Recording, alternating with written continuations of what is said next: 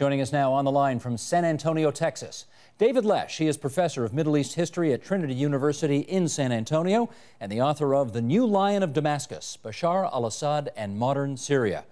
David, I wonder if we could just get you to start with, beyond what we see in the newspapers, what's perhaps the latest information that you have about the protests and the crackdowns, particularly in northwestern Syria? Well, it seems that the regime has decided it's all in order to quell the protests by force. They're using much more brutal force in order to act as a deterrent in their sort of whack-a-mole approach to making sure the protests don't rise up and unite across the country. They're going to city as needed. And it appears to me that they are desperately trying to prevent, particularly in the northwest area of the country, any sort of safe havens being constructed near the Turkish border that could act as a refuge for protesters elsewhere in the country, for defectors from the military, and to which aid could be given by outside sources, similar to the situation in Benghazi in Libya. So the regime is desperately trying to prevent that from happening. Let me make a comparison to another Arab country, namely Egypt. We found out at the end of the day that the military was not loyal to Hosni Mubarak. I wonder if you could gauge how loyal you think the military in Syria is to the leader there today. It's much more loyal to the leadership apparatus, especially the upper echelons, which are dominated by Alawites in the military and the security apparatus. And of course, the Alawites are the minority sect, about 10–12% of the country, to which the ruler Bashar al-Assad belongs. So you're not going to see them separate as readily as happened in Egypt and Tunisia. Their fate is tied to the fate of the regime. That doesn't mean rank and file members, who are mostly Sunni, which are about 70–75% of the country, could not defect. And there have been reports that some have, although we have no accurate number. The opposition outside the country is exaggerating it. The regime is minimizing the defections, so it's probably somewhere in the middle. So it's not impossible that it could happen, especially if the violence escalates and continues over the long term, and if there are any flashpoints, massacres that happen beyond that, which has already occurred, but it's unlikely. You mentioned the opposition, and I wonder, I don't mean this literally, but sort of more metaphorically, is there a face for this opposition? Who are they? Yeah, no, there isn't a face, and that's both a blessing and a curse for the opposition. It's a blessing because you can't cut off the head and all of a sudden the entire opposition will melt away. On the other hand, there's really no unified, coordinated response to the regime. It's very sporadic. They have different sets of grievances, although with the continuing violence, most of the different levels of opposition have coalesced around the objective of the regime must go, Bashar al-Assad must go. Emblematic of the divisions, there was a conference of exiled Syrian opposition elements in Turkey a few weeks ago, and at the same time that was being held, there was a counter conference of other Syrian exiles being held in Europe. So it's sort of emblematic of the difficulties the Syrian opposition outside the country has and the connections they can make inside the country to other Syrian opposition elements actually fighting the regime. So it's very, very difficult, I think, for the opposition to really make any serious inroads militarily against the regime right now without more assertive outside support. But just to be clear, your thinking is that they want this regime overthrown as opposed to reform of the political system. Is that right? Yeah, I think we've passed that point with most elements of the opposition. Now, I think if Bashar al-Assad saw the light and all of a sudden said, okay, let's implement real political reform, democracy, political parties, presidential term limits, release political prisoners, you might be able to peel off a large element of the opposition, and certainly the silent majority that's just sitting there waiting to see how this thing shakes out. But I think certainly among the core of the opposition, it's long past the point where an accommodation could be made with the regime, and now they're looking for removal of the regime. Now, if I can say, I think we're quite lucky to have you on our program tonight because you're one of the few people in the world who has actually, as they say in politics, had a lot of face time with Bashar al-Assad. You wrote a biography about him, and you were a liaison on behalf of the United States government in negotiations with him. You've spent some time with this man. Can you give us a sense of what kind of guy he is? Yeah, sure. And first, I was an unofficial liaison, not an official representative of the government with Bashar. But in terms of one-on-one, he's very affable, he's very gregarious, ridiculously unpretentious in the extreme. You won't find any WikiLeaks reports detailing the luxurious lifestyle of Bashar al-Assad, because he has none. He's a good family man. I mean, these are all the impressions he gives me and others who have visited with him. And I've seen him evolve as president over the years. Now, that profile doesn't reconcile with the person who's leading the country today and is responsible, at least, ultimately responsible for unleashing the hounds and cracking down on the protesters.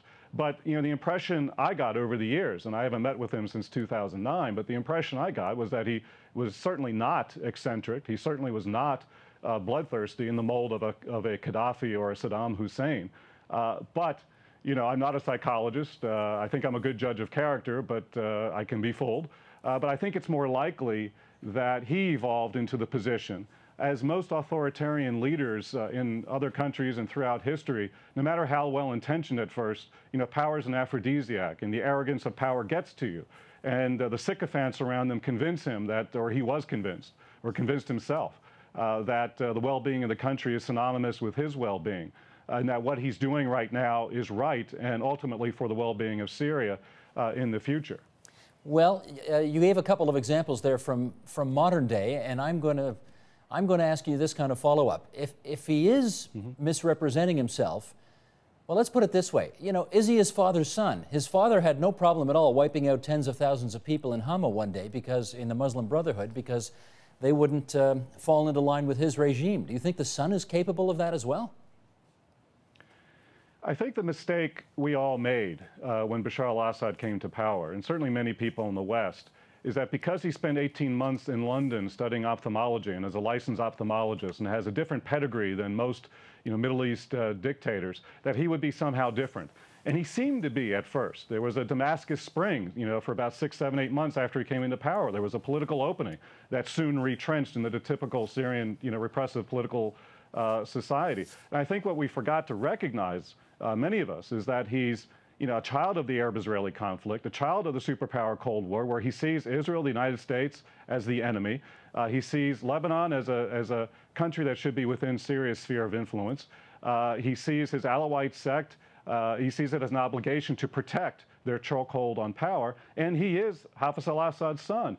And though all of those elements combined, I think, shaped his worldview much more so than 18 months in London, or the fact he likes Western music, or likes the internet, and likes the technological toys of the West. So I think he almost convulsively, as the Syrian regime as a whole, convulsively retreats into survival mode when pressured. This has happened throughout his tenure in power, and most particularly right now. He retreats into his Alawite fortress. It's almost, a reflexive reaction to pressure that he has engaged in throughout his tenure in power. Having said all that, do you think he's capable of reform? He is, under the right circumstances. However, his right circumstances may not be ever achieved, nor may not coincide with other people's definition of what the right circumstances are. I mean, he did implement reform at first: economic reform, modernization, reform of the administrative apparatus, reform of education, but did very little in terms of political reform. And his excuse was always that Syria is not ready for that type of political reform, or there's too much pressure from the outside. And there's some, there's some legitimacy to those claims. But now, with the Arab Spring and the expectations so different throughout the Arab world, and now in Syria itself, the system, the paradigm in Syria, the mindset of Bashar al-Assad just wasn't conditioned to change in that sort of fashion in an expeditious manner. It's just not geared for that. Change in Syria happens very, very incrementally. He bemoaned to me one time, I met with him, that he's, in a somewhat kidding way, but that he signed 1,000 decrees when only 4 were implemented, and that he had to go outside of the ministries to get things done. So it's very difficult to implement change even of the smallest kind in Syria, much less dramatic reform along the model of what's being suggested today. Okay, let's consider the religious roots of this regime. And to start that out, I want to read you a quote from a review quite recently in the New York Review of Books. It goes like this: "The regime's violence is not ideological. It is far from being the result of an emotional or philosophical commitment to a party that long ago abandoned its agenda of promoting secular Arab Republican values and aspirations. The regime's ruthless attachment to power lies in a complex web of tribal loyalties and networks of patronage underpinned by a uniquely powerful religious bond." What are the religious roots of the Assad regime? Well, that's that Alawite fortress that I've referred to already. They are members of a heterodox sect of Islam that has roots in Shiite Islam called the Alawis, or for most of the time used to be called the Nusayris. And they came into being with named after Muhammad ibn Nusayr, a 9th century Persian Shiite prophet who preached an esoteric form of Shiite Islam that had very different rituals and beliefs from mainstream Shiite Islam and certainly Sunni Islam, to the point where most Sunni and Shiite Muslims do not even think the Alawis are Muslims themselves.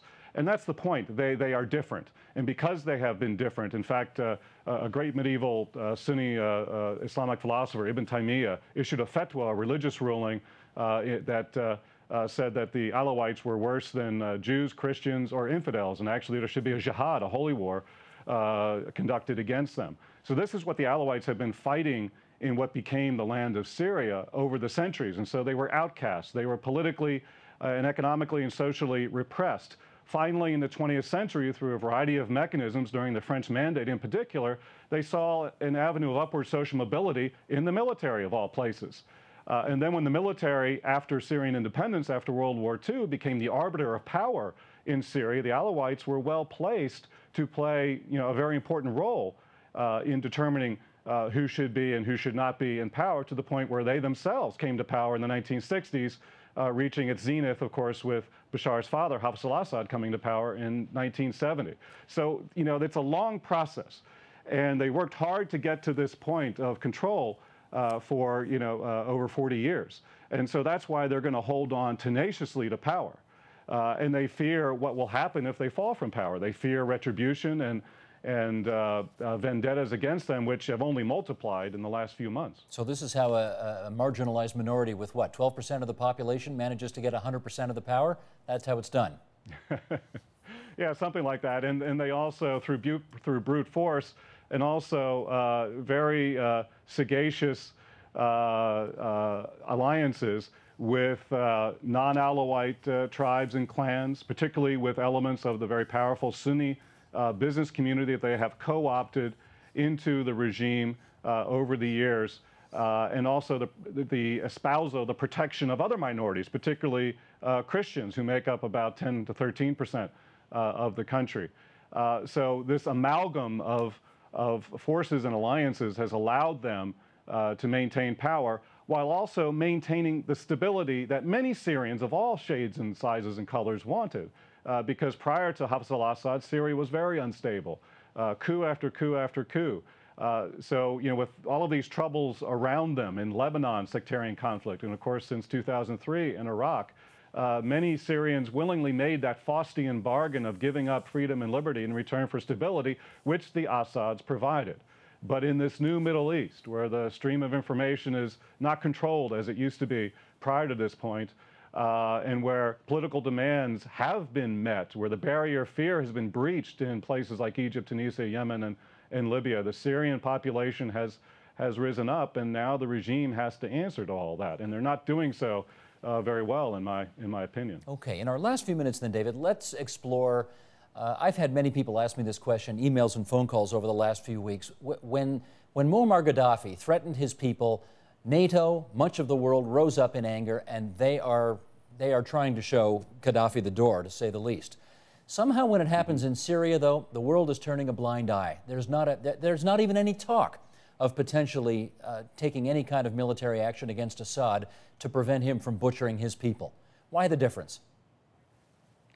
Well, because of the fear of the international community, what will happen in Syria if the central authority, if Bashar al-Assad and his inner circle are precipitously overthrown. Syria is a sectarian country religiously and ethnically.